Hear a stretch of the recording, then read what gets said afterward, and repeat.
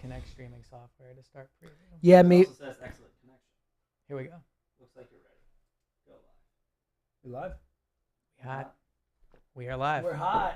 We live. We hot. Oh, Andy from Deptford in the house. All right, ready to It's roll? falling off a little bit. Oh, a lot. Yeah, it's a shame. Yeah, But Is you know it- what? Is He'll it a have shame? another one lined up. Is it a shame? Yes. Yeah, it's a. I guess that if we did a poll, most WIP listeners would disagree. All right, we ready to roll? Yes. All right, here we go. Hey, hello. It is the Go Birds podcast presented by the Bet Park Sportsbook and Casino app, coming to you from our beautiful studio. It's good to be back home. It's gorgeous Yeah. here. I mean, there's Go Birds like signs up. We got the helmet. So if you're not watching on YouTube, you're missing out. I mean, just to put it plainly, there's no other Go way to to put it. youtube.com, find the 94 WIP channel, subscribe. Yeah. But then find our video. Yep. And And watch it. then still download Yes. the pod. A lot of You know, requests. yeah. Auto download. Hey, especially now. All right. We are at the time of the year where people are looking for Eagles pods, Yep. where people are like, hey, you know what? Eagles went to the Super Bowl that last year. I'm going to be more invested this year. I want a pod to listen to. Now's the time to promote us. Yes, yes, selfish we're good thing. at this. I'm Yes. really. It's actually like a flaw in my career is that I hate. I hate introspective. I just feel weird about it because I got into this later than others. Like I didn't Yeah. grow up with social media. Like I feel weird being like, check me out. But like in this case, like I love the pod and I love our community. So like, let's grow the community. Well, here's the good news. When you're James Seltzer, you don't have to promote yourself. You just happen to be everywhere in front of all eyes. Auto download the pod. It really helps. Review the pod. That helps people find it. And you know, anything else. Yeah, tell a friend. We always say be a Justin. My buddy Justin. I in know, I saw the Chicago, text, yeah. Like sent me a text. He got 2 more new listeners for Yes. Go Birds. Shout out to those people in Chicago. He's a Bears fan. He's getting us new listeners. So be a Justin. Help us out. It really would. Well, go the a lot. last shameless plug I'll give is come to Dallas with us. Oh yeah. It's been one of the That's actually the cooler one things. we believe it. Like, Yeah. come hang out with us. Like, Fansofphilly.com has all the details, and like you'll come hang out with us in Dallas. I'm Yes. super pumped. Very excited. it's gonna be awesome. It's gonna be awesome. We'll get you more details about the trip. Maybe next week we can get Joe on. We should talk about that. We'll Yes. figure it out. But we will get Joe on because I think to explain the trip in detail and stuff. But we promise you, like, no matter what, we will be there on the trip with you. You will be We- sick of us by then. Like, yeah, you'll be like, all right, enough, guys. All Yeah, right, James, I think like. you've hugged me enough Yeah, times it's now. like, all right, I'm going to go back to just listening to you. And not, Exactly, yes. You know, then they'll be Yes. like, I don't need the YouTube. Yeah. Yes. All right, let's dive in because we have so much to get to in this pod. Like, obviously, we're wrapping up training camps. We're wrapping up Elliot's. day. Yeah, and by the way, go to Elliot's Twitter. Some All the stats are out. fancy new ways Someone learned how to make deliver- graphics. It's No good. big deal to me. It's really great. Yeah. Like, check it out, and we'll dive into all that. Chris is always like, "What are you doing in the basement?" I'm drawing. I'm done. Yeah. I'm working. Exactly. I'm working. Yes. Um, Me and Zoe, similar things. Both creating art. Yes, I know. Don't worry, I got a Zoe quote at the end of the yes. pod. That's great. But we'll get into the training camp stats, the full season wrap up. I'm excited for you to get into your hurt stuff. Yeah. But let's start with the bang that ended training camp. You know, we talked about it a little in the morning show together. Elliot was on with us. Check out that pod as well. But a fight, like training camp literally ended with a fight. I mentioned this on the morning show, but I texted Elliot yesterday and I was like, so how wild was the fight? And he wrote back, the craziest thing I've seen in 10 years of training camp. The floor is yours. So I don't want to be a buzzkill about this, but I just don't find the fight at practice appealing. I don't think this You're is not a positive. fights guy, are I'm you? not a fights guy to number one, but also just, okay. So for those that did not hear yet. Yeah. What happened? Say what happened and then we'll dive into analysis. Joint of it. training camp practice. The last drill they do is always the most intense. All 180 players, 90 on each roster, are watching one field. 11 starters for the Eagles, 11 starters for the Colts, whether it be the Colts, Browns, Dolphins, Jets, whoever. And it's the Colts in this case. It's the Colts in this case. It's the most intense part of the practice. And it's frankly where the wins and losses are judged for me, like a large part of it. That's so strong. it's the end of practice. Yeah. Well, and they won. It's like the fourth quarter. You got to win in the end. Exactly. You Got to close be out. clutch. You know, I'm a big wins guy. Yeah. So it's the last part of practice. And at this point, it had started to get intense. There had already been one pretty big fight with Derek Barnett, where if this Kelsey thing didn't happen, I think we're looking at this Barnett fight as a big fight. But the Kelsey thing just blew it out of the water. So Hurts throws it to Kenny Gainwell. And at this point, like I said, it was simmering. You could feel it. Hurts throws it to Kenny Gainwell, probably like a 15-yard completion. He's running across the middle. The play is kind of ruled dead. And someone from the Colts, like, runs into Kenny Gainwell. To be completely honest, I didn't really notice the Kenny Gainwell hit, so I didn't think it was that bad, in my opinion. It wasn't like totally. It wasn't like whistle, everyone was like, push him to the oh, ground. like right. the big reaction came when Kelsey came out of nowhere and just drilled this Colts player. Self-admitted cheap shot from Jason. Self-admitted cheap shot Said by he Jason Kelsey. quote unquote crossed the line. Yes, and as a result, every single player ran out to the middle of the field. I'm sure. Like, I was surprised they all sure. fit on the field. Coaches were in the middle, and normally like scrums take 20 seconds to break up. It was a solid 5 minutes before they had the situation under control. You said like basically the way you said there, it's like all 180 players who were like involved. They're at least ready to get involved. Yeah, or pulling people off or whatever. Coaches, Yeah. the refs were in there. Yeah. So it was very intense. Sirianni, by the way, in the middle of a brawl, I feel like that's right at home. I feel like he was just running around like, let's go. And here's the thing. To be clear, I'm not blaming Sirianni for this, but he is a bit of like a fun instigator. Like he's on the sideline, like pointing at the Colts, being like, "Oh, flag on you guys, like touchdown, like da da da." Like that's who he is, right? And I think that rubs off on the Eagles in a lot of positive ways. Like one thing I've seen at all these joint practices now with Sirianni's team is they bring the energy, which is why I was surprised the day that the Browns did it on day one. This practice, they brought the energy. I thought it was a slower practice to begin with, but the energy eventually ended up being, in my opinion, brought by the Eagles, very much by Jason Kelsey. So Kelsey talks afterwards. They have to end practice early. They don't get as many reps in as they thought. Here's my opinion on the fight. I just don't think it's a good sign for this team. All year, or I should say all offseason, we've been saying, what's going to stop this team? Are they going to be able to emotionally handle being the number one team? Are they going to be able to handle being the hunted? Are they going to be able to handle teams coming in, taking cheap shots at them, trying to get under their skin? Because that's how they're going to lose games. They're not going to lose games because of talent. They are not going to be, there is not a team in the league besides maybe the Chiefs that can line up next to them and say, we have more talent than you. The way they're going to lose is if teams come in and get them to play poorly and get them to create dumb fouls. And of all the people to do it, to have Jason Kelsey do it, I just thought it was a red flag. And I think all camp has been sloppy for this team. I think they're the best team in the NFC. I think there's a good chance they're going to go back to the Super Bowl. But if they don't, it'll be because of what I saw in training camp, which is penalties, dumb personal fouls, pre-snap penalties, substitution errors. Like, to me, on some ways it was the worst way to end camp, but on some ways it was the most fitting of what I think where there was a lot of positives. Jalen, AJ Brown. We'll get into all that stuff. But like the biggest takeaway for me when I think back to this camp outside of Jalen is going to be sloppy. And that's not a good way to enter the season. So I'm 100% with you on the sloppiness, the penalties, all that is a real concern, especially with the new coordinators.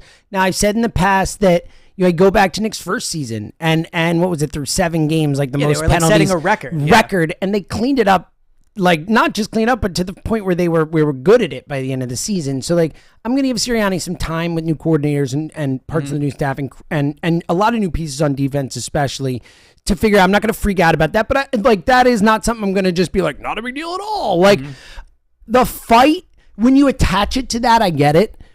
On its own, I don't get too concerned. It's just like, especially when you hear like anyone who played in the NFL talk, like John Ritchie or Ike, all these guys, like, they're good with Jason Kelsey sticking up for a teammate, that it's an OG, that it's like, that's what he's supposed to do, that is a symbol of the connectivity and the camaraderie. And that you even heard with Gainwell, the quotes, he's like, you can come to our house, man. We're gonna, so I get where you're coming from, and I think when you attach to the rest of camp as a way to lose games, I get it. And I trust that Jason Kelsey in a game where it could cost them the game if he did that is more judicious about how he waits for another opportunity, whatever, you know what I mean? Where it's not. So I get it, and I think the sloppiness, I don't want to like gloss over. I want them to tighten that crap up. And I do trust Jalen too,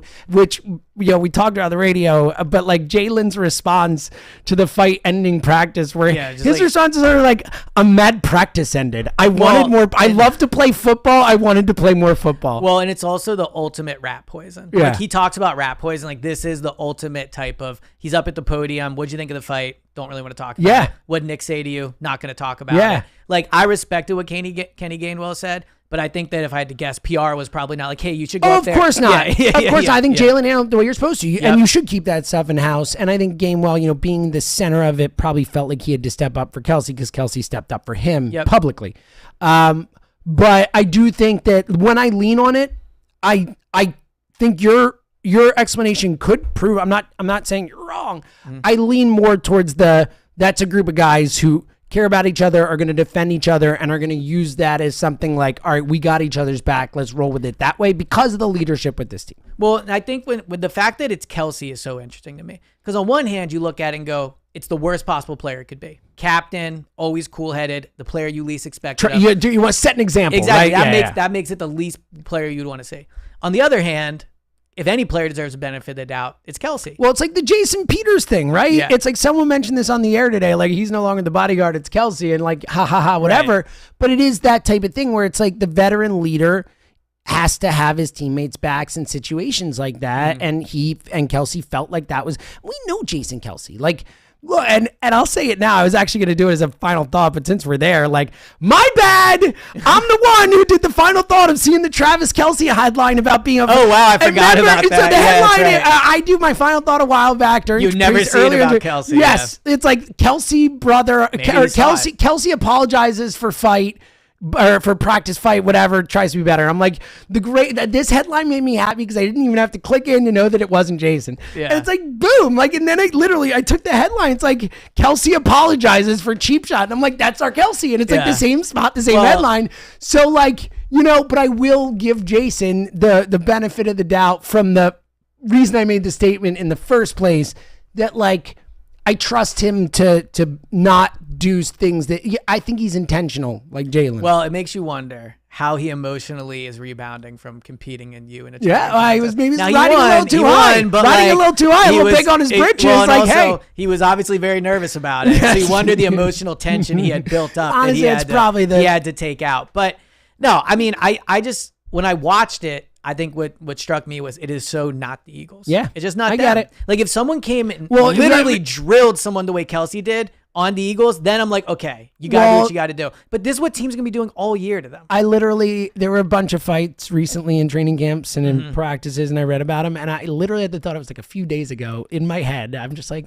I feel like the Eagles never get in a fight. Yeah. I literally had that thought. And well, I couldn't be on more of a roll with jinxing this. So stuff I didn't say that one out loud. Be careful with your it was just a thought. Yeah, I can't think things anymore. But there was another fight, which I think helped lead to it, the Derek Barnett fight. So earlier on in practice, probably about 20 minutes before that, they're doing 11-on-11 on a separate field, Eagles starters on defense versus Colts starters on offense. And in training camp, there's always like the play ends, but there's probably 20 seconds where it's like, is the play over? Are people still going? And it was in that period. Anthony Richardson is stepping up. In my opinion, in the opinion of many on the field, it seemed he had been sacked. Like the play was dead. And Derek Barnett goes up to him, smacks the ball out of his hand, and runs it in for a touchdown, basically. Colts players didn't like that. And if you remember, against the Browns, Barnett got into it with a few players. And also, there were Browns players saying they felt the Eagles were taking cheap shots at their quarterback. My concern, now practice is over, so there's no more joint practices. Like Barnett's going to get somebody on the Eagles hurt. Where if he keeps doing these things where other teams feel they're taking cheap shots at the quarterback, I mean, it's like in baseball, right? Like, they don't do it as much. Retaliation. Retaliation. Like somebody is Jalen is exposed a lot. Someone is going to take a cheap shot at Jalen. So the other part of this that I think is interesting is if Barnett had been the person that ended practice, would Jason have done it? No, I think people would be asking, would be calling for him to be released today. It's a really interesting point. And like reputation matters. There's a reason certain It's always him, right? Well, it's always him. And like Jalen, Kelsey, like if Malcolm was still here, like those players have earned the right to make mistakes where you go, that is out of character. Barnett has not.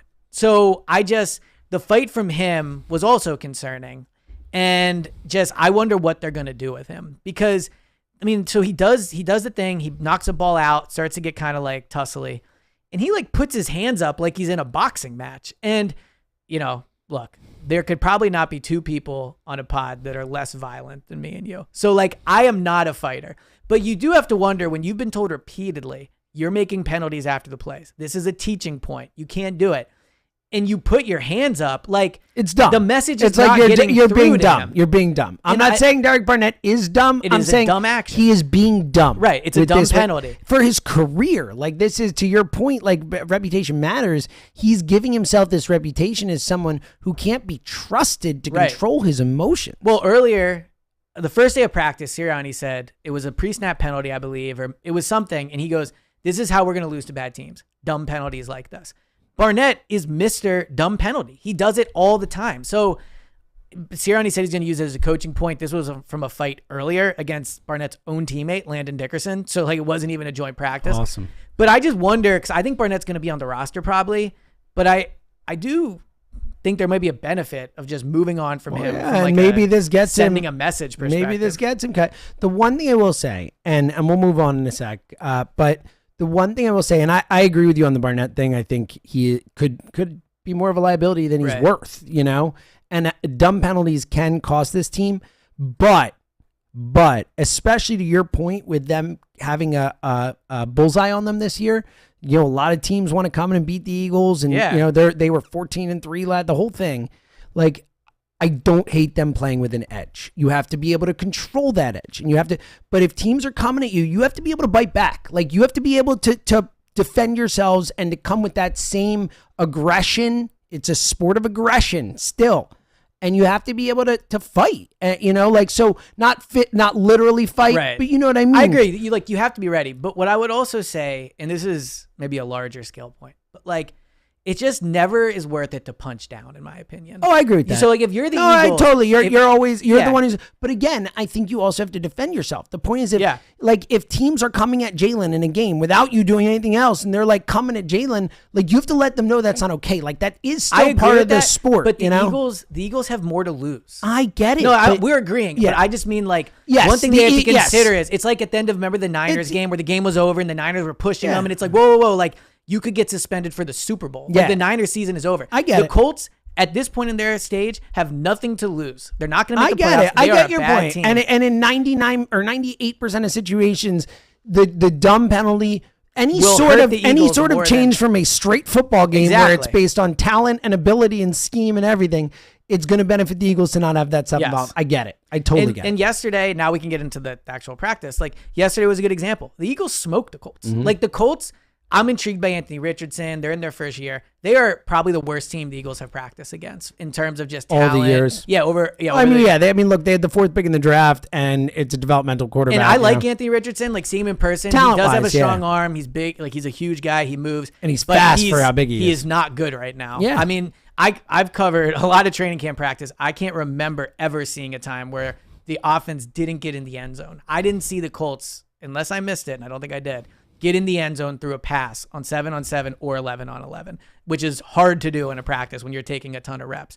So it was a good example where, like, the Colts, only way they were going to win that practice was like getting the Eagles frustrated and doing them uncharacteristic things. The good news is the Eagles are just way more talented than the Colts, and that showed. Like, it was not a super clean practice for the Eagles. Hurts missed a throw to Goddard that should have been a touchdown. There was a fumbled snap. Like, it just wasn't a great practice.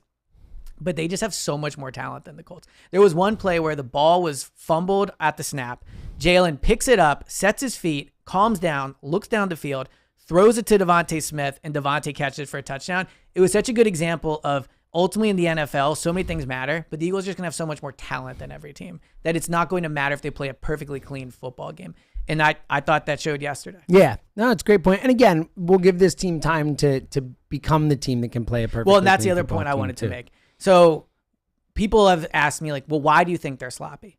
And I think part of it is, this is the danger of coming off of a Super Bowl season. People expect, like, let's look at the Phillies. The Phillies playoff run last year was one of the most exciting playoff runs of my lifetime. Like, I just super enjoyed it. Very likable team out of nowhere. And so when the Phillies season's going to start, I was like, I cannot wait for this. Like, it's going to be like last year. It's going to be like picking up where we left off, dancing on my own, like all these things. It was a different team. Like, it was a different Phillies team. It took them time. And I think after last night with Trey Turner, it feels like we're getting back to that. But the Eagles are a different Baseball team. guy. I know, no big deal to me. The Phillies are, I mean, the Eagles are a different team now. They have 2 different coordinators. They have a lot of different players. They still have Jalen and AJ and Bradbury and the Slay. leadership and yes. Kelsey and Graham and Cox and all those guys. But like, they're not the same well-oiled machine they were Sure. at the end they of have a lot of last year. changes on defense. Like we talk about how excited we are about a lot of these guys, so it's softened the impact of it, but they're gonna have 5 or 6 new starters on defense. Yes. I mean, that's 2 not new coordinators, that's plenty not of new nothing, coaches. You know? Yeah. So certainly in terms of cohesion. Yeah, especially. and I'm not saying this to be like a buzzkill or anything, It's all good. but like I think fans should lower the bar a little bit to it's not going to be like, maybe it will be, but picking up where they left off. It's going to take time. So I think about last year, the Lions team here's was not the thing. super I impressive. agree with you, and this is something I say every single year at this time, and I say it through the first 4 weeks of the season or so, and you know what I'm going to say. It's that in the NFL these days, the first month of the season is preseason-ish in terms of getting teams where they need to be. Like so the counter, and I agree with you. I'm sure you're there, but the teams Eagles are going to play, especially early in their schedule when they are significantly less talented for the most part than when you get to the Jets and the Dolphins, who are talented teams. Like all these teams are going to be coming in not as a well-oiled machine. They're going to have the playing field, and it evens the playing field exactly. So just as a overall type of thing, I think it's important to know. All right, we're going to get to the training camp wrap up. I'm very excited. Time for some stats. Very excited for Jalen Hurts. It's great to be put out there, but first. And let's start this way because we got a chance to meet our buddy Bill from Window Nation. Yeah, he came in to hang out with us in our new studio. We shot a video. Check it out. It'll be on the Window Nation social. We've been talking about Window Nation here for a while, and we didn't even grasp all the deals and why it is such a great window company. It was so great to talk to Bill. Let's talk about what we learned. Yeah. So here would be my biggest takeaway. Okay. It's like I'm breaking down the training camp Yeah, this is practice. good though. It's good. Here's my biggest takeaway is you have to prepare for these things. Like I thought what was interesting, what he said was a lot of other window companies, if you go to buy windows, you're looking at 6, 7 months, 8 months until they get here. They get them sooner. You're looking at, I think he said what? 30 to 60 days. 30 to 60 at least days. Yeah. But the other problem with that is after meeting and doing the thing. Yep. The problem is if certain things in your house break, you can be like, all right, we got some time here.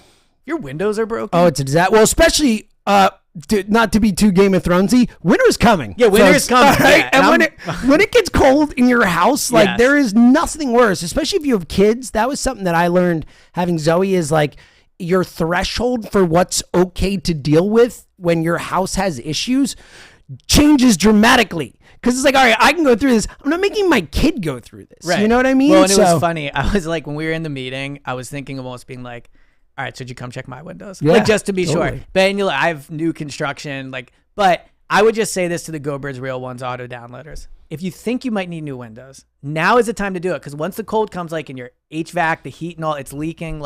That was my biggest takeaway. As someone that worries and someone that hates when things go wrong with their house, I would be preemptive about this if you're someone that thinks you need new windows. Yeah, and here's another thing that really stood out to me, and I think this applies to a lot of people, is because this is a big purchase. You're getting new windows. Yeah. And Elliot's point, don't wait on it. It's not something you want to get caught with your pants down, Yes. so to speak, like we just talked about. They're not going to come out that day and be able to fix your window if you have an issue in the middle of winter. So here's another thing that I thought was really, really interesting, is that if you go to most other window companies, they offer you they're hey, this is the window for you. Oh, yeah, it's this the was good. best Yeah. window in the world, and that's when you have to get. You go to Window Nation, there's here's 9 different things. And this one is good for you if you're looking at this price bracket, if you're looking in this spot, they tailor the windows to you and what you're trying to do with your house. Some people aren't going to be in the same house for that long. Some people want something that's going to last forever. Yeah.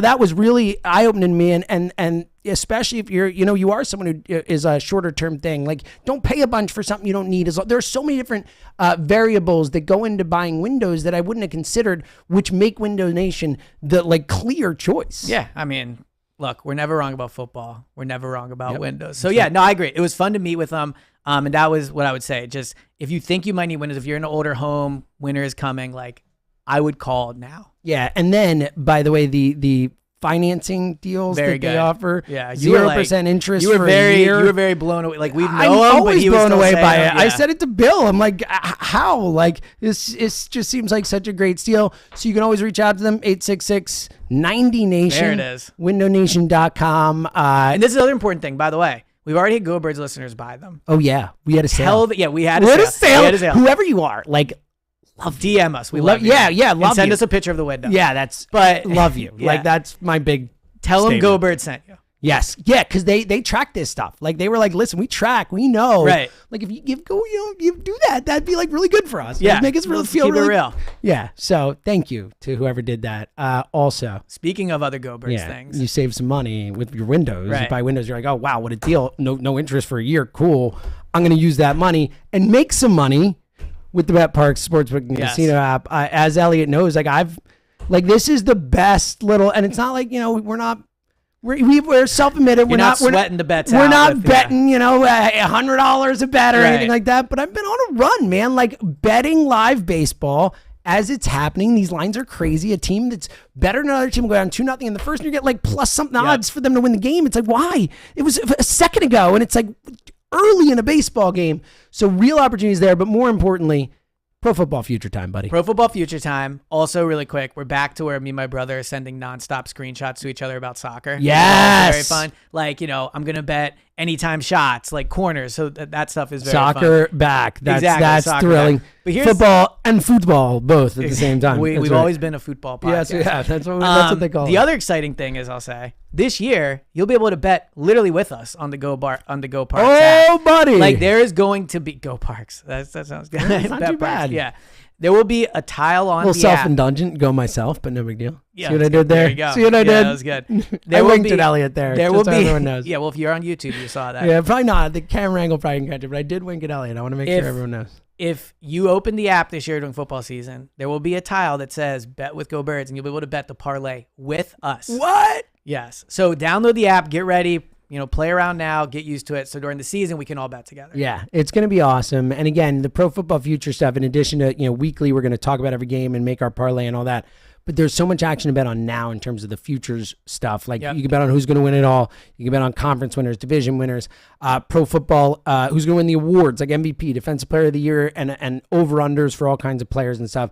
Like if you're a football nut, if you want to win money, bang. Like there you go. The time. And here's a great deal for you. If you sign up now, new user, you bet $10 on your first bet, you get $125 in sportsbook bonus if your first bet's a winner. It's a great deal. As always, you must be 21 and present in Pennsylvania, New Jersey, or Ohio. Gambling problem. Call 1-800-GAMBLER. Boom. There it is. We should have harmonized that. Like, call 1-800-GAMBLER. That was pretty close, honestly. Yeah, not too bad. I can't sing like you. Yeah. You can't sing not well. I believe you can sing poorly. All right, let's get into it. Let's wrap up Elliot's Training favorite camps time observations. of year, Yes. buddy. All right, I the only thing I know about your full observations where I saw your Hertz tweets. That's where I saw the graphics. Yeah. I didn't want to look at anymore, but I'm happy I saw the graphics and stuff. Right. But like, we could spoil this one because you're about to say, my man got an A, He baby. got straight A's. So Yes, Jalen. I love So here's you, a man. little like behind the scenes baseball Yes. inside the dugout, whatever. Inside baseball. Inside baseball. Inside the dugout with Elliot Jordan. Exactly. So when you're like doing these grades, you want them like I am telling the truth. I do not lie with my grades. But obviously the idea of giving someone the same grade in every category, not super interesting, right? Yeah. So there were times where I was giving him a grade. I did passing, running, turnovers, and overall, right? Where I was like, look, it wouldn't be super exciting if we give him straight A's. But here's the thing. Jalen got straight A's. He earned them. It's what he deserved. Like, he straight up deserved it. I'll pull up his stats now. If you look at what he did, 393 reps, 180 completions, 241 attempts, so a completion percentage of around 74%. 74%. Highest of his career in It'd be a training record camp. if he did that. Touchdown 17, interceptions 4, lowest interceptions he's ever had in training camp. He's had 6 each of the last 2 years. I mean, he was everything you wanted to see. And here's how you know he was everything you wanted to see. Last year, I wanted to see 30 touchdowns from him. And he didn't get it, and it impacted my decision going into the year because I didn't think he was as good in camp as he was this year. This year, he got roughly half of what I think is a good training camp, and I think he was phenomenal. Yes. Like, I don't think the touchdown number... I've won this argument. Well, look. Post haste in perpetuity. I think what it really shows is You're growing, you're evolving. This is as how a everyone. person. No. This is how everyone uses stats. It's just one data point. That's And, right. You know, that's like, good work by you. right? I Like, it's like just one that. data That's the point. way to go Yeah. about it. That's the way to Right. maneuver around that. 17 touchdowns, not a lot of touchdowns, but I think that he was he was great. And like there were not a ton of missed throws. Like you could argue maybe 2 or 3 touchdowns he should have had that were wide open that he missed. I really think the reason his touchdown number was low is because he ran it into the end zone a lot. Whole nother discussion on how you feel about that. But from a passer, Don't care. Score touchdowns. I know. Yeah, like don't care. As a passer, I thought it was the best he's ever looked, including last year. Consistent accuracy, tough throws, timing throws. He's getting outside. better. Yeah, like he was phenomenal. Oh. As a runner, I mean, he's definitely lost weight. Like props to him. I think he said in some interview his body fat is like 7%. Wow. I don't even know what like the healthy limit on that is. Like he looks That doesn't leaner. mean he's lost weight because it could be more muscle. Well, he's lost fat. Yeah, I should say. like, he looks leaner. leaner. He looks leaner. And when he runs, he looks faster. Like which is the opposite of that. That was McNabb's issue as his career went on. Like he got bigger. He got bigger and he couldn't have that maneuverability. And even if it wasn't run, like he wasn't as like deft in the pocket, deft at getting away things. And that really hurt. And obviously way later than, they're both not this age. Jalen's super young. But like, that's the type of stuff Jalen's already on top of. Like he's already, again, and I guess we can mention it real quick. We talked about it on the radio together, but the Sports Illustrated article. Yeah, I actually want to talk about that a little at length. If you just want to get that we'll do Jalen. We'll get to training camp because I think the whole point of the article is how intentional Jalen is with everything that he does, and how he worked this offseason. I thought to this conversation, talk with Adam Dato, the quarterback guru guy who's worked with a lot of big time people. His talking about how Jalen and John Ritchie made this point today too. Which the thing about Jalen is like most people, he's like a lot of athletes, high level athletes will be like really good at a lot of things and be like, all right, I'm going to work at the things I'm good at and just be better at what I'm good at because I'm good, Yeah. And he's like, no one likes to work on the things they're bad at. You're bad at it. It's no fun. And he's like, Jalen identifies the things that he's not as good at or the things he needs to work at. And that's what he focuses on. And Richie was like, how like, rare that is to the level Jalen does. Well, and what I thought was really interesting is Greg Bishop, who's covered a lot of athletes, interviewed a lot of athletes. Fascinating what he said. That whenever he interviews these people, and this is probably a bit of lip He service. just mentioned a few, but he mentioned Mahomes, Brady, Rodgers, like all the big quarterbacks you could think of. Like this guy does these features on him. Right. A lot of them say football doesn't define me, and he thought it was interesting how the two people that have been very comfortable saying football defines them are Jalen and Tom Brady. Only two that of all the ones he talked to that have felt comfortable saying that. They were literally like, no, football does define me. Right. And so I thought that was super interesting on a lot of levels. And it jives. It jives. Like I've always said this with the Brady-esque thing where it's like, he is like Brady in that way where I truly believe that everything Jalen Hurts does is about being better at football and about being better as a human, which makes him better at football. Well, and this is why prior to the Super Bowl on Radio Row, when I said if you could sculpt a quarterback out of clay, he would come out looking more like Jalen than Patrick Mahomes.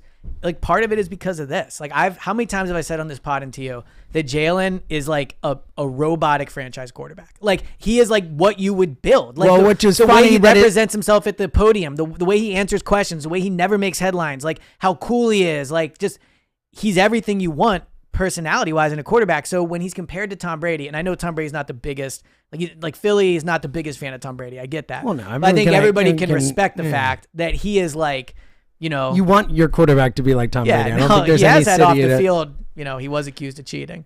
But but again, whatever. You just want to win. Well, I was saying saying Jalen might be better. It is funny Jalen might be as a personality better than Tom Brady. Yeah, well, if nothing else, I think overall, I think he is like as an overall the whole all the stuff about the master's degree and why he did that and to be a better leader and all these things and the way he's gone about his management team. The story about how for his contract he asked for no updates. He was like, here you go. He gave her Hertzian instructions. And then bowed out with Howie Roseman. He said, it's your team. You do this. You're a sovereignty. He called him. Like who uses the word sovereignty? Much less I can't even say inside baseball. Yes, exactly. Yeah. So all this stuff. It is just, and then obviously the way he works on his deficiencies and the way he gets better and better and the way everything is about this purpose. Like Brady was like that for football. And I think TB12 and all. I think you can get Brady is similar in that way where like Brady. Everything that he had went into being, he's like, I'm going to be the greatest ever. And he did every decision, the way he ate, we joked about it and stuff, but everything that guy put in his body, everything that guy, every time he worked out, every time he woke up, his whole schedule, the whole purpose was, how can I be the best ever and how can I get better and better and better and stay great? And Jalen is, and since Brady, like in football, like Jordan, Kobe, like they get compared to that for this reason, because there are very few athletes I've seen in my life watching sports who are this intense about that thing. Well, and I think too, we've said this, but like it's the benefit of going to Alabama, Oklahoma, and having a coach as your dad. Like this dude was bred. Well, I was gonna say before, his brother's nickname for him is the robot. He said he's like a robot. Like it's like he's just like he's been like so focused on this. And what I thought was interesting too is we're in Philly. We see him all the time. Like this was an outsider saying this. Yeah. Greg Bishop, someone that has no reason to say this about him, could have interviewed him and really come across and been like, who knows? Like this guy's standoffish. Like who knows what his takeaway could have been? His takeaway was, this dude is the closest I've seen to Tom Brady. And again, this is someone who has done this feature, spent a bunch of time with, like with Brady and Rodgers and Mahomes and all these great quarterbacks. Manning, I believe, like all this stuff where it's like he knows how these people tick. He knows what greatness looks like and all that. And it, you could hear him on the air like he was super impressed with Jalen Hurts. He came away feeling like this is a rare human, and that's what I think that's what he is too. Yeah, I do totally think he's agree. incredibly like. In any job, like people are qualified to an extent. Jalen is ultra qualified to be a franchise quarterback. No, totally. Like just but like, I also think Jalen could be ultra qualified to be a CEO or for sure. I think it's whatever he'd put his mind to like that. Like he is an ultra rare human being. Period. Yes. You the know? other main two takeaways I had that were interesting. One, Jeffrey Lurie saying they were obsessed with Jalen before the draft, which I don't know if could be definitely some Lurie they took revisionist him. history. They took him and they took him early. They took him in early the second round. So like I believe they were into him. I don't know if it's embellished, whatever, if the whole like we knew he was going to be a star thing. But I definitely think they met with him. They saw him and they're like, all right, this kid is special. Because how could you not? How could you not? But I also think that while maybe they didn't draft him thinking he'd be this, I think they drafted him thinking they could replace. I do too. I've thought that for a long time. The Carson thing was on the downside. I've thought like that it was for a very long much time. on the downside. And they had Carson in their building. They knew what he was like. Exactly, they knew the person he was. Never took accountability. They could tell what his teammates thought of him. Like all that stuff. Like, you know. The other takeaway for me they're was there in the building when people are building a shrine to Nick Foles when he comes back and Carson's right there. Yeah, you know, like 100%. Like we made a joke about it at the time, but like, come on, dude.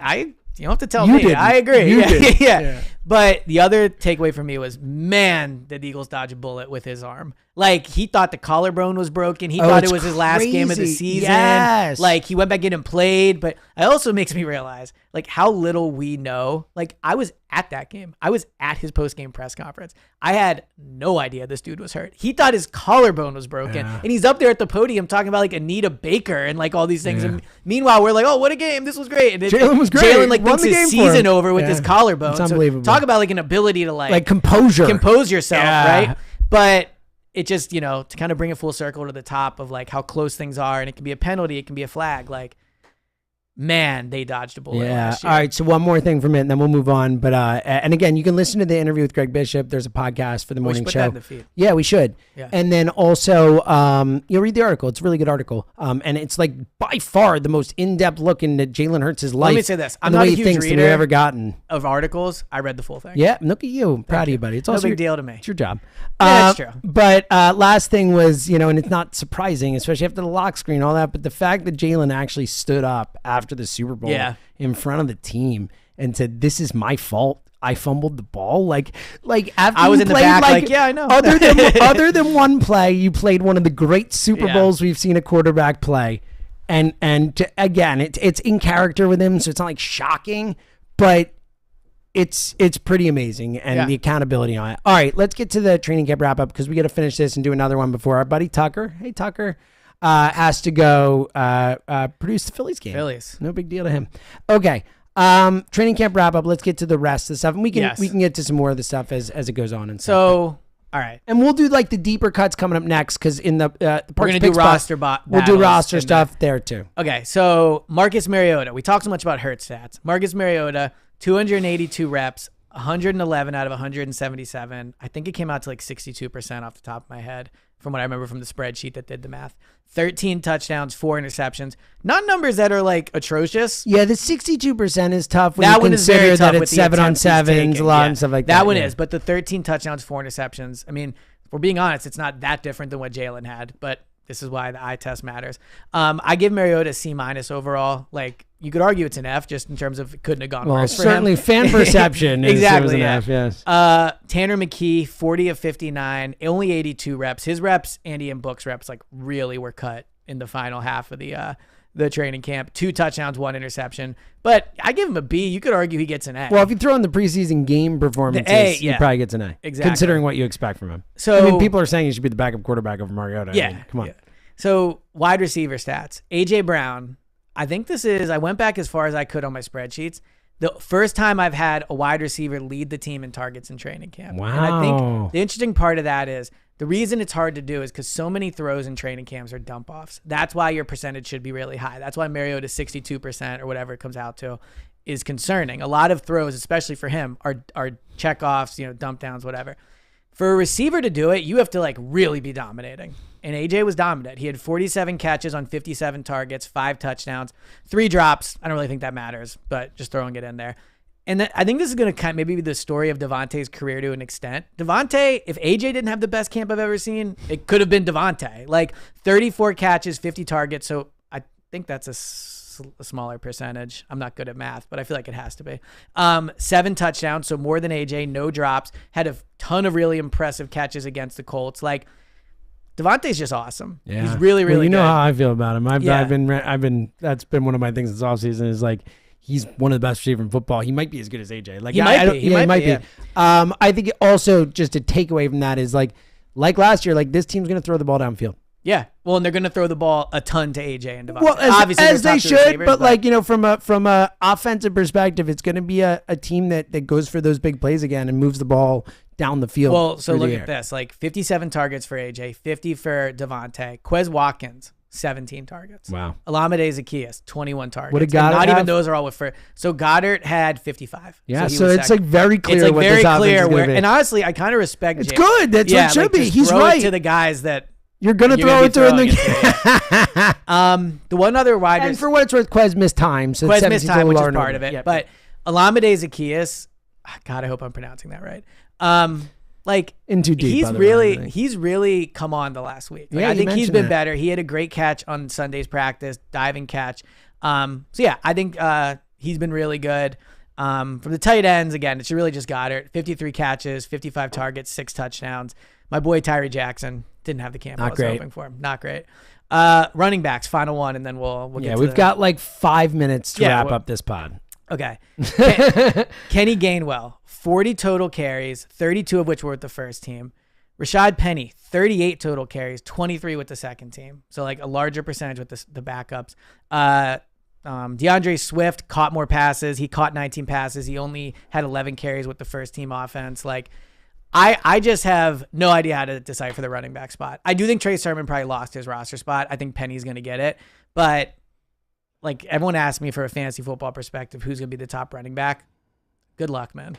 Like maybe draft Kenny in like the 4th round if he's still there just to take a flyer. But I would not draft an Eagle as one of your top 2 running backs. I just think it's too risky. Yeah. I don't know how they're going to use him. Yeah, I agree with you. And I think they might use him in, like it might be a committee. Like it might, they got different guys and ultimately Hurts is their lead back for important yardage stuff. So, all right. Defense, any like general wrap up? I don't care about defense. It's such a great point. I love that. Like what do we do? That's so good. Let's get some final thoughts on, buddy. We'll do defense on another podcast. Yeah, and look, we've talked. It's really the wrap up of the stats that matter. Like stats, we've literally been talking about training camp all the way. If you don't know how certain defensive players are playing throughout, like what have you been doing? I don't know what to tell you. You're not listening to the podcast. Yeah. All right. Final thoughts.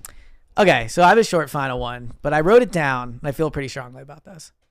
Like, Ed Sheeran is so overrated. Ed Sheeran or whatever. Oh, I thought you said Ed Sheeran. Ed Sheeran. I misspoke. Ed Sheeran. Ed Sheeran, to me, is so overrated. He's got, like, 1 hit. I don't get how this guy sells out stadiums. And his 1 hit was so long ago. Like, so I thought this when I was at the Sam Smith concert. Sam Smith has had way more hits, in my opinion, and is way more talented. I don't get that. So I'm going to, okay. So first and foremost, let me preface this by saying like, I'm sure I've heard an Ed Sheeran song. No idea if I ever haven't. Like I couldn't tell you an Ed Sheeran song. I'm going to guess by the selling out stadiums thing, he probably has more hits than Sam Smith, but yes, by the classic definition of hits. Yes. Look, I'm with you again. I just said I can't name a single Ed Sheeran song, Yeah. so you're I not just don't get getting it. any, Like, you're not getting pushback from me. he's- But I'm also admitting a fair degree of ignorance. I think to this, he, you know? I think like he is viewed higher than he should be, in my opinion. Okay, it's a good take. I Thank like you. that. I like that. Yeah, it's just a little music take for you. Yeah. Zoe interaction that I had. Very quick one. We're both quick today. I was going to do my Kelsey headline, but I did it earlier. So I'll Right. give you the Zoe one. Zoe goes, I've got a wedgie. And I go, that happens. She goes, it happens a lot. All right. Cool, man. Growing up's got to be wild. Dude, kids are hilarious. Yeah. She says, I got Some another. say they say the darkest I'll throw thing. another funny thing in at the end. Yeah. I get that show now. Yeah. I will. I'll throw another Joey thing at the end. I don't really have a good final thought because I was going to make a big apology about the Kelsey thing, but I already did it. You already did. I already It's good did to it. get your apology out of the way. Yeah. You're right. Get it done early. Yes. And then you can have fun. Move on with your life. That's right. Because it Guilt free. weighing on me, man. I'm I sure. really haven't been able to think about it. It is wild you said that. And then you got in a huge fight. Hilarious. Yeah. Like, and I have both pictures. Like, if I showed you the pictures, like, it's literally like basically the same. Well, they headline. probably just copy and pasted and removed Travis. With, Great stuff. Yeah. Great stuff. All right. If you're on the YouTube, stay here. Yeah. We're gonna do another pod right now. If you're listening to this, more training if you're camp listening to stuff. this the day it comes out, that pod will be out tomorrow. So listen to it then. Also, 6 to 10 a.m. the next 2 Yes. days. Elliot Short Parks and I on the WIP morning show, hanging out, obviously talking birds. So check us out. Real ones, call us. We need to hear from you. Yeah, like for We all those need it. Go Birds radios we missed, you're getting us Thursday, Friday, Saturday. Yeah, you're getting like, This is your and chance. both times, at least Friday and Saturday, are double the amount of time that Go Birds Radio normally Yes. is. So So a little earlier, we're- in the, like, little football's earlier back. in the morning. Yeah. Oh, just wake up. That's right. Just wake up. James wakes up. I do every I'll be day. waking up. Don't need to remind me. Yes. All right. So check that out. Call in. We would love to talk to all our Go Birds regulars. Until next time, he's William James. Hey, hello. It is the Go Birds podcast presented by the Bet Parks Sportsbook and Casino app. It's the Bet Parks Picks pod. Coming up a little later in the pod, we'll get to our Super Bowl long shot bets. I mean, It's time. the Eagles will win the Super Bowl. So, like, whatever I say is really just me being like, lose money on this bet Right. because the Eagles are Well, winning that's it. our favorite way to bet. But if for some reason the Eagles didn't, we'll tell you some of the long shots we like. But like, let's have a little fun here in terms of the odds and the Yes. gambling. Let's play some bets on who's going to make the roster and who's not. Because little fictional odds, but yes, this is one of but Elliot fun Short odds. Parks' because training camp is his favorite time of year. That of course easily leads into the 53-man roster prediction. Many years you have made these predictions. yes. So I think we should. I actually feel. Let me just interrupt you really Good. quickly. Yeah, please. Yeah. This is your pod. I'm just hanging out. I feel the most confident I ever have about my 53. Wow. Like I honestly think it's to the point where I would be surprised if I didn't get 53 out of 53. No, stop. I know it's not going to happen, but Stop. I This honestly, guy over I here. honest to God think I could get like 52. Like, so we do a beat writer competition every year. I really think I could win it this I year. hope you do, And I think I buddy. came in last year. Have you ever won it before? No. Okay. But this year I feel really good about it. Well, if I'm gonna guess if you get 53 out of 53, you're Well, the winning most I could do is tie. competition. You know, worst comes to worst. I'm guessing you'll win by yourself. But I also think has anyone ever gotten 53 out of 53? Is a better question. No, I don't think so. It's my I think point. the most. has That's ever what I been, was like, trying to get 51. into. I mean, the problem is It's my trades. point. That's what I'm saying. But I guess what I mean is, I feel my read on this roster. Clearly. I feel All right, so very I think we confident. just dive into it. I think we go position by position, go through, and then we kind Yes. of place a bet on who the long shots are. Okay. So we'll do quarterback. Yeah. I'm going to put the chances Jalen makes the roster as off the board. Yeah. I'm going to take that bet. No. Tanner McKee going to make the roster. Marcus Mariota, look, like I think you could maybe put like a minus 400. I'm sorry. Yeah, like minus 400 just because there is a chance I think maybe they like Make a trade for trade someone else him or something else. like that. But those are going to be the three. Ian Book's not going to make the roster. Good. That's not the interesting part. Okay. Running back. I have This is interesting. this one is one of the most interesting. So I think we can say Gainwell and Scott 100% to make the roster. yeah, I And agree. I think Swift 100%. And to I make the think- roster. Yes, I agree with that. I mean, if you want to put Scott at like 98%, Okay, that's like fine. maybe put him like minus 900. Okay. So here's where it gets interesting. Rashad Penny and Trey Sermon. I think Trey Set Sermon. the odds. Yeah, I'm about to. So I think the chances Trey Sermon makes the roster are plus 200. Okay. And I think the chances Penny is on the It's roster. like minus 170 or I was going something. to say minus 150. Okay. Yeah. All right. So the So way it would probably be a little less if he's minus 150. More likely, Sermon be like plus 130 or something. But I get your point. Right. So I think where I view this, so on the last day of practice, Penny worked with the first team offense. Sermon played longer in the last preseason game. I think there is a logical argument to be made of why I would keep Sermon over Penny. But I think the Eagles are excited about Penny. Like, I just do. And I think he hasn't been bad enough in training camp to warrant that excitement being taken away. So I think there's logical arguments, but I don't think Sermon's done enough. I also think Penny would almost definitely get claimed on waivers. Sermon, maybe there's a chance he does not. But yeah, so I think it's Penny's job. I'm sure when Penny makes it and Sermon doesn't, people are going to be like, oh, you thought it was a competition. Like, I feel very confident that Penny had to earn his roster spot, but I think that he earned it. He hasn't done enough to lose it. Yeah, and I think Sermon like was close. Like, they gave him a real shot. If you look at how they used him in training camp, he got a lot of first team work, probably more honestly than Penny did, or at least close. This was a legitimate competition. I think Penny won it. Good. All right. I want Penny to win it. I want him to be good. Like, I think that he can be if he can, get the speed back. But I would bet on Penny. I'm with you. Okay. Wide receiver. A.J. Brown, Devontae Smith. That's where you like their chances. Off the board. They had good training camps. I think they're in their roster spot. Off the board. Okay. This is where it gets interesting. I'm less sure Quez Watkins is going to be on the team than I was. Just because he's been hurt. Like, he basically didn't practice, I think, for about a week and a half. He did practice against the Colts, only had one catch. I think Olamide Zaccheaus over the last week and a half, obviously because Watkins hasn't played, but like has put a dent into Watkins' hold on that third. Right, but they'll still both be on the roster. They'll be on the roster. Watkins sound like Zoe right there. Yeah, look at that. Kids do love that. Zoe says like the darndest things. Zoe says Lello instead of yellow. I could see that. Yeah, she's got a few of those. But with Quez, I wonder if they'll trade him.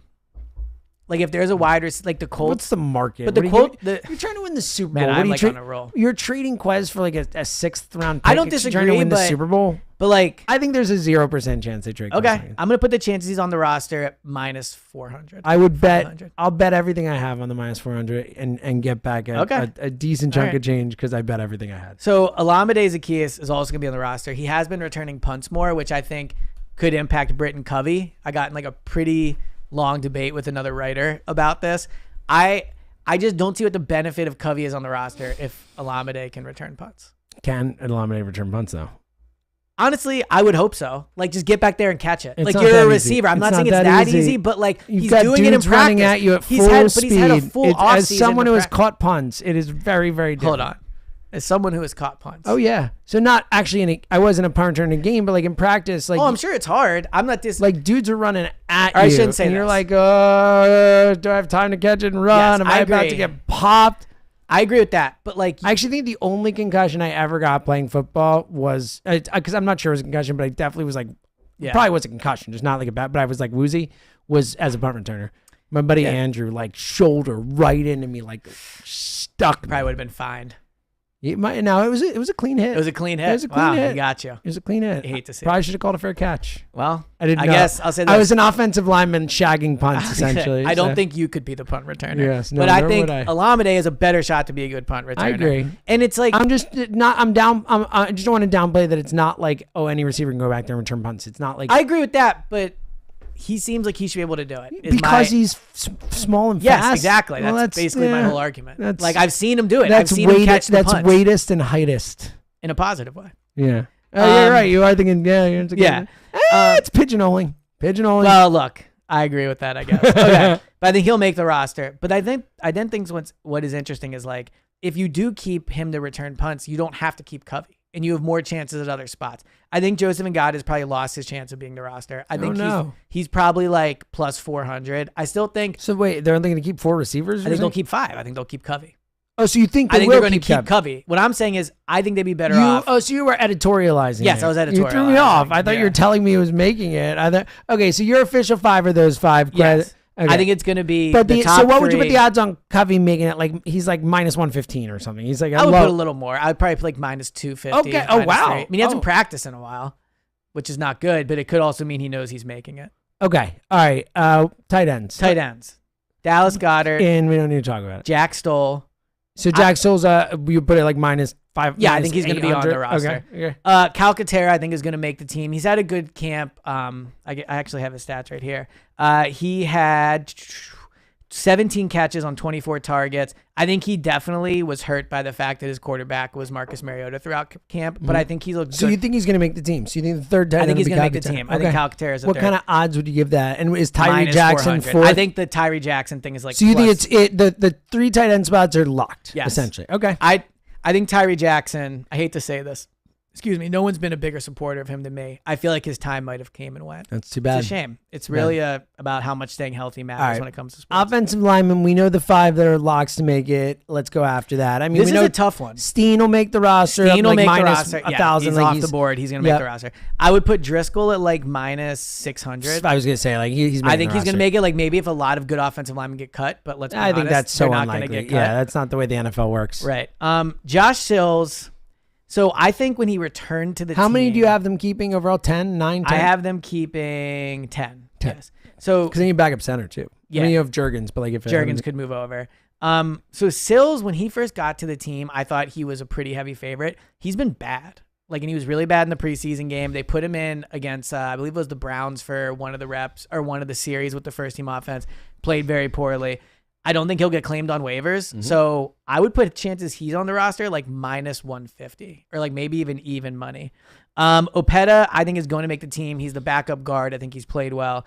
I'd put him at like -3, -400. Dennis Kelly's an interesting one. I think he provides a ton of value as a veteran that has played a bunch of positions and a bunch of snaps, but he's also not eligible. Like, he doesn't go through waivers. Right. So they could cut him and just bring him back on the practice squad or bring him back once they put someone like on IR or whatever.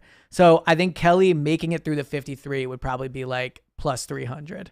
And those would be my 10 offensive linemen. But you think Kelly will be on the team coming? I think Kelly will be in the building this year. I just don't know if he is going to be on the initial 53. Gotcha. Okay.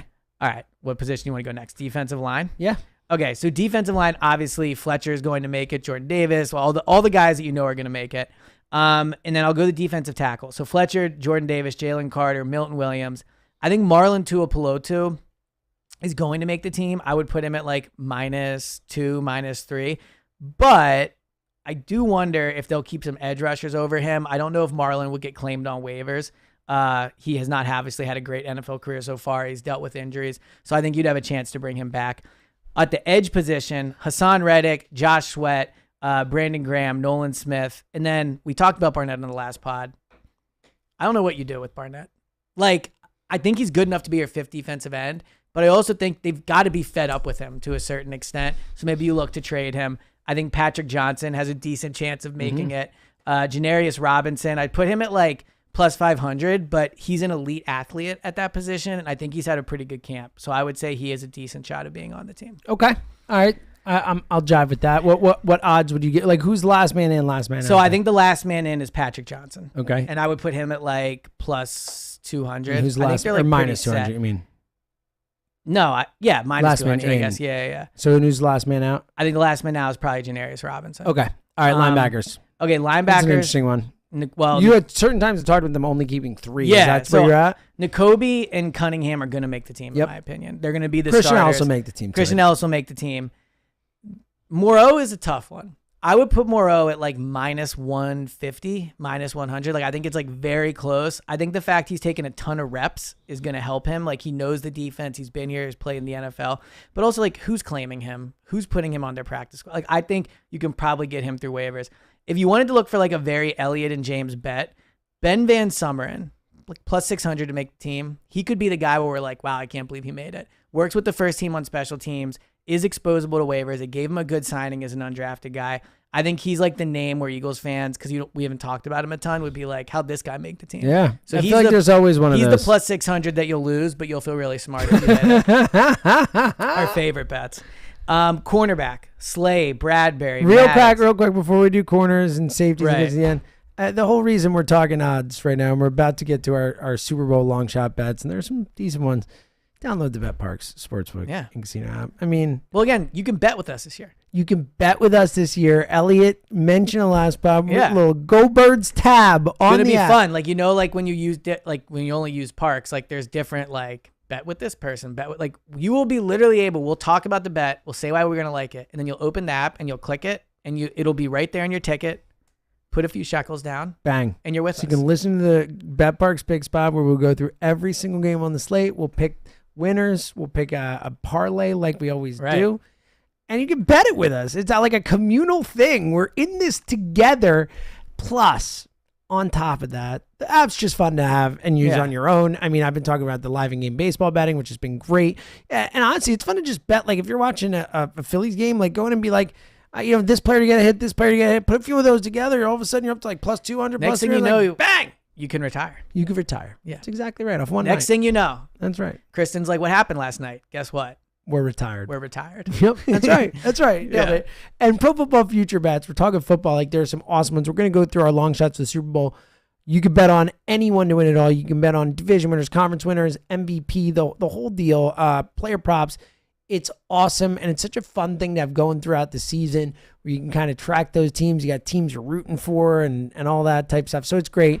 And a great deal. If you sign up now, new users, you bet $10 on your first bet. If your first bet's a winner, you get $125 in site bonus back. It is a great deal. You must be 21 and present in Pennsylvania, Ohio, or New Jersey. Gambling problem?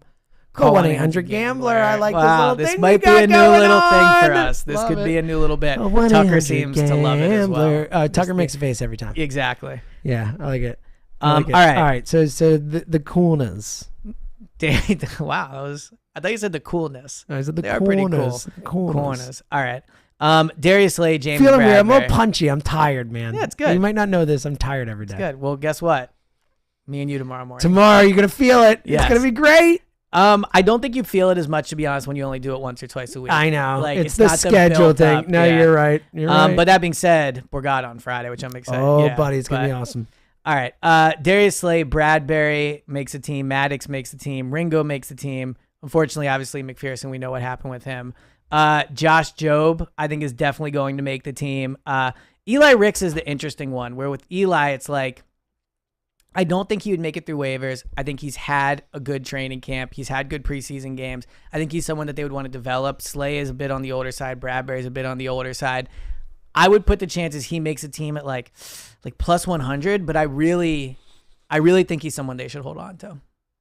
Yeah. So there you go. All right. I think it's a good pitch. I'll tell Howie. What are the odds you would put on him? Well, like I said, I'd put Ringo like plus 100-ish, I would say. Mario Goodrich, But I you think. mean minus? No, I think he's like the last one in. Really? But Well, so 'cause I you think think you think he's in? If it's in, it's minus odds. Well, I think That's my Mario point. Goodrich, Jobe, Ringo, Maddox, Bradbury, and Slayer go and make the team. Right. So we're- if they're going to make the team, they're minus odds. I was talking about Ringo. yeah, I'm saying I think Ringo is just right on the bubble. I would guess that he's not going to make the team. You don't think Ringo's going to make the team? Ricks. Ricks. I thought you were talking about Ringo. I'm like, No, Ringo's Ricks. has to be minus odds. Yeah. Ringo's like That's what I was so- Ringo's a lock. Yeah. So I was so confused by it. The Ring. I think you said Ringo in there. Maybe I did, my Okay, mistake. so Ricks. Okay, that makes sense. You think he's not going to make the team, but he might. Yes, that's how I would put But it. you think Jobe's a lock, obviously. You Jobe's a think lock. Goodrich is a and lock, Goodrich, especially I think with is the closer McPherson to a injury lock. Yeah, because of the McPherson's slot gone. thing. Yeah, exactly. Okay. All right, safety. Blankenship, Sidney Brown, who's been awesome as of recently.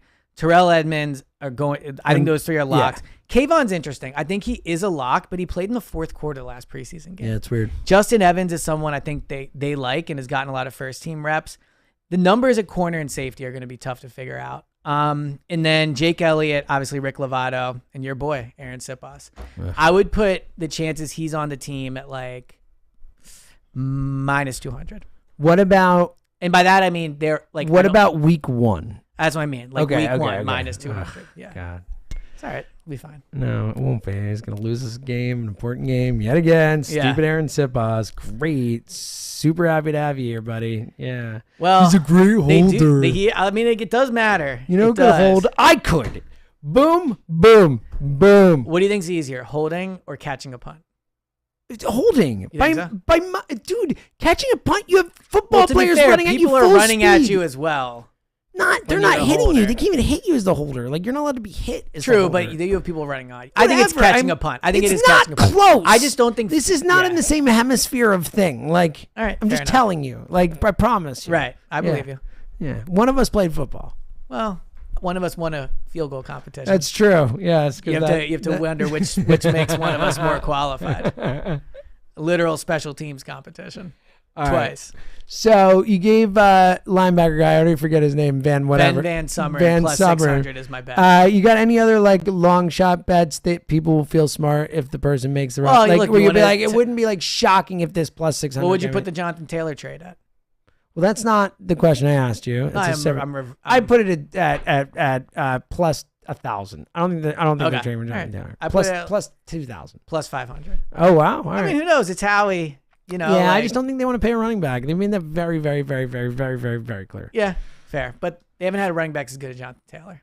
No, but They were in on Bijan. So yeah, I would just don't plus see 500. it. Yeah, they were in on Bijan, and we ended up with Jalen Carter, and all the people who said get Carter were right. Yeah, Dude's well, gonna be a superstar. we'll see how. Yeah, he will be. Bijan Bijan might be good too, but you know what? Would you rather have the superstar defensive tackle or the superstar running back? If they both turned into superstars, I would say the tackle. It's a good point. I mean, Jalen Carter is a lock to be a superstar. We'll see if Bijan. Yeah, exactly. it's a That's good exactly one. what I was saying. Yeah, I'm happy we got there. Yeah. That's good. All right, let's talk some Super Bowl long shot odds. As again, one of the fun things about gambling on the futures is you kind of get to track these teams all throughout the long. year. And I will say, like, as much as it's fun to do weekly parlays and weekly bets, and we'll be doing those, there's nothing really like saying you hit on a long team. Yeah, I've had a few that have made like the NBA Finals Yeah. or like World Cup things, and it's like it is really quite a flex to say to my friends, like, "Oh, who are you betting this week?" It's like, well, I already have the team in there. Yeah, I got plus- around like plus plus- 1,700. No big yeah, deal. so I'm already looking good here. Well, and that's the fun thing about these odds is look, even like Kansas City is the favorite at plus 600. Our squad, obviously Philly, plus 700. Like, so even when you're betting the top teams, you're still getting for us like our kind of odds. compared to now too, I'm saying, yeah, exactly. Our kind of odds. But really, once you get past the first few teams, like the teams you would expect. What are the Seahawks at? So real quick, the Chiefs, the Birds, the Bills, the Bengals, the Niners are all plus 1,000 or lower, but then everyone else is plus 1,500 or higher. So you got like some real opportunities. Right. Here. All right. So the Seahawks are plus 3,300 to win the Super Here would Bowl. be my Seahawks argument. I think they could win their division, which means they'll be at home. They were in the playoffs last year. They have talent, and the NFC's not that great. So, like, if things go poorly with the Eagles, is there an argument or a world where the Seahawks make it? Yeah, I'm like a little in on the Seahawks. Yeah, I know you are. Yeah. I got you in on them in the first place. Yeah. I generally agree with you because the NFC's weak. I don't see them winning the Super Bowl, but like I get it. Well, I all don't- these are like you would be surprised. Agree. Yeah. All right, but let me throw a couple at you that intrigue me. All right. Again, right. these are long shots. I think the Eagles are in the Super Bowl. I'm just Right. prefacing everything with that. That's what I was saying with Seattle. It's one we always talk about, and we think their odds are just crazy all the time. But Pittsburgh's plus 5,000. So apparently Kenny Pickett's having a great training Well, camp. like we all talk about these guys taking leaps. Like, and look, we all know I'm not Baby Hands' biggest fan. I know you're not. We all know that. But like, no one ever talks about Pickett as like maybe someone who could be much Yeah. better in year two. And like Mike Tomlin, that team, a winnable division. Like, I know it's a tough division, but it's because all those teams are pretty relatively even. Plus 5,000. I'm just saying. I don't think That'd be the a fun Steelers are one in to the root Super for, too. Bowl. How about a way less fun one to root for? Way less fun. You know what's the fun part about the way we're doing this? Normally we both have the app open. Yeah, I'm right just now, throwing you it only at do. you. I have no idea what you're going to throw. Great, yeah. It's like I'm doing a radio interview. This is about the least fun one to do, and I wouldn't do it just because, like, it's you know, not fun. grody. Yeah. I mean, your friend, though, on the team, or should I say friend, hater, I should say. The Browns, like, oh, come on. Get out of you here. can make the argument. I don't see. I've seen them up close. And there is I'm not. no world. I wouldn't bet I love it. a long shot. I'm just saying, honestly, like- what are their odds? Plus 8,000? No, plus 3,500. I have no interest. But here's the thing. I generally don't, and I don't think he's going to be great. But like, of all these, you look at all these long shot odds, and just applying the Elliott Shore Parks model Right. to these odds, like, I think Kevin Stefanski's a pretty good coach. Like, you know, who knows? I think whatever. We don't know that he's a bad coach. Like, and I'll get to we'll get to the Packers in a second. But like Jordan Love, could he be really good? Sure, he could be really good. Like, there's only one guy in all these, like Fields. Could he take a little bit? Sure. There's I only get what you're one saying. dude Watson on all is, these like- teams who has proven in the NFL that he can be one of the 5 best quarterbacks in the sport. And I don't think it's going to happen. And I don't want to bet on it. It's icky and gross and all that. I'm just saying, if Right. you're like because look, you listen to us, you know that we are not. We gamble for fun. It's like, and we want to win Right. money, but like we like to, Like to root for the team you're it's rooting way for. more fun to Yeah. watch these games that we're gonna watch anyway and have some action on it. But like, Wow, but feel like like a lot I of was people, on Bill Burr's radio. gamble very dispassionately. You know, are Yes. very happy to say like, I want to win money and respect. I wish I had that kind of discipline and whatever. So like, if you're one of those people, like, I don't think the Browns at plus 3,500 is crazy. I don't think they're going to be good. I get your but logic. Their Great roster is quarterback, good. winnable division. Very good roster. They might have the best defensive lineman in football. Like, yeah, I'm just saying you can paint the picture. I just don't see it. But Okay. I get your logic is not wrong. Let's get to your one. The one you've been talking about all offseason is kind of your favorite long shot bet. They are plus 5,000, the Denver Broncos. Yeah, I mean, look, kind of a lot of the arguments you just made. They have a quarterback that's been proven, great head coach, great defense. I think they have good wide receivers. I think Russell Wilson will be way better, and you're getting them at really good odds because of how bad they were Plus last year. 5,000 with that Sean I have Payton. way more interest in that than I do at the Browns at plus 35. Yeah, look, I do think they have a solid defense. Like Surtain has Tough division, turned into though. one of the great corners in the league. Tough division, though, and it's hard to see them winning the division against teams. Right, so But you're going to look, be on the road. Like the Browns probably have a better chance of winning their division, I would say, than the Broncos. Okay, I agree with that. I definitely agree with that. But I do think that ultimately, I think I agree with your Broncos thing more, even though Russell Wilson might not be cooked.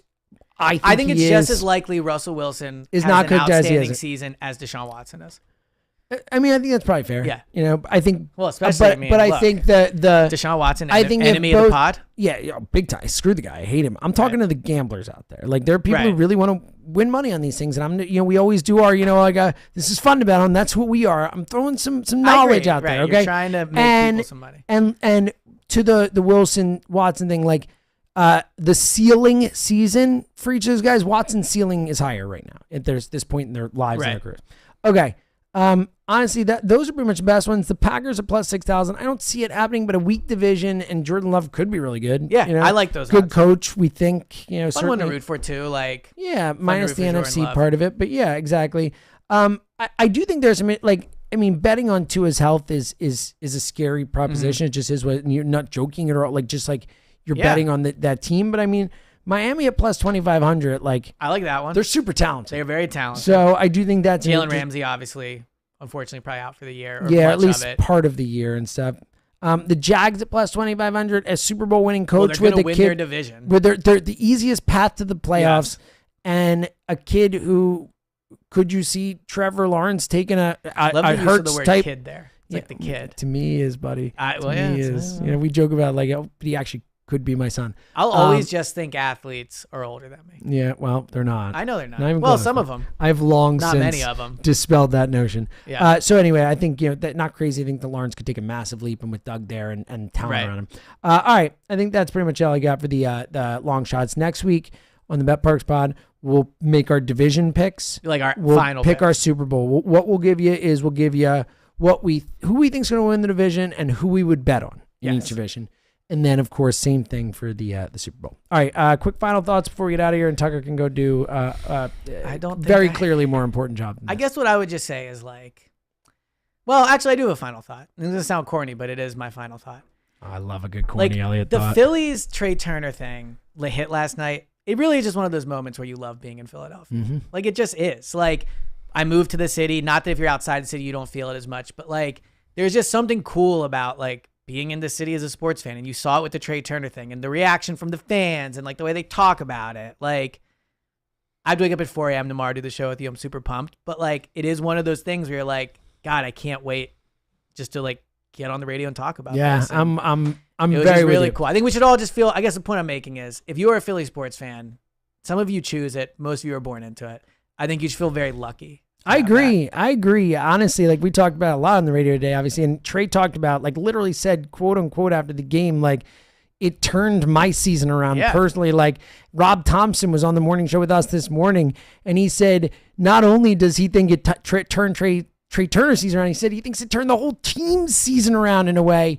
And this specific group of Phillies with this fan thing from the playoffs through the ovation to now, and the way I've never heard a team talk about the fans the way that they. You're always like, oh, we love our fans. They travel. I mean, honestly, it's like the biggest thing of the season. They're like the fans saved our season. Yes, is basically 100 what they're saying. And I really think they do. Like I really think Philly they did. versus, and we would never want to play anywhere else. Like, it is like effusive stuff, and that's like, this is a communal thing. We always you go to the stadium to watch these people play a game. Like, when they are reciprocating the love that you're giving to them, like. That's magic, man. That's why we do this. I thought last night, even though the ovation was obviously a really cool moment for Trey Turner, when he signed here, he was like, and $300 million is part of it too. Yeah. But he said he did it because he wanted to play in things like he saw. It was like and that's what it was like. It was a like playoff that atmosphere. is like Great why point. he came here. Great and point. I thought it was super cool. For him, that was a better moment because like the ovations meant a lot, and it did change. It took some pressure off, or whatever it did. We're humans, Right. hey, Yeah. but like it clearly mattered and made a difference. But I'm sure for him to like actually get a game-winning hit, like not just to get an ovation to change things, but in the moment, the ovation was probably special. Last night, he got to actually be in a playoff atmosphere, get the winning hit, and get an ovation for something he achieved. Well, it's funny. So when I get excited about things, I like buy things. Like, I know, buddy. Messi won the League Cup this past weekend. I bought both of his jerseys. Leeds wins the game. I'm like, let me buy a shirt. When the Trey Turner thing happened, I was like ready to risk it all for like any type of jersey. Like, so I didn't tell you this yet. I'm coming to the morning show Phillies game next Wednesday. Oh hell yeah! Yeah, so we can are? go down together. Yeah. That just happened with Ava. Yeah, she just told me. Yeah. Yes! But like, I'm like, damn, I want to get like a red What a Phillies thrill. jersey to wear. Oh, I'll I probably love wear a this. High Hope shirt, obviously. I love this. That's Yeah. so cool. But it was I'm a very so cool excited. moment. So that'll be really fun. All right. Tomorrow and Friday, just mention it. We're going to be on the morning show together. It's Yes. Goldberg's takeover of the a good way WIP to morning. say it. What a crazy thing. Like we're on the Yes. morning show together. Pretty is cool. wild. Call into us. If you're like our weekend people, all our regulars, like we need to hear from you. Make us feel at home in the mornings with the two of us doing a show that is way bigger than what we should probably be doing. But Well, we're doing it. maybe for you. I'm sorry. Maybe for me, not for you. It is your show now. Came out pretty good. That was good. Yeah. All right. We will be back also Saturday 1 to 3. A lot of us on the radio, and then of course next week, the last week before the Eagles play football. Pretty nuts. Crazy. It's gonna be awesome. All right. Until then, did we do final thoughts? Yeah, remember it was the You Phillies just did thing. yours. Yes. Yeah. Oh, I didn't get my Zoe thing, which is funny related to the Phillies. It's just that whenever the Phillies are playing now, she calls the other team the baddies. She goes, "Are the Phillies winning or are the baddies winning?" And it's just like, A lot of jokes to be made there. my Yeah. girl. Well done. Well good. done. Yes. And so anyway, Yeah. it's a family thing. It's a real thing. All right. It's good. Until next time, he's Elliot James.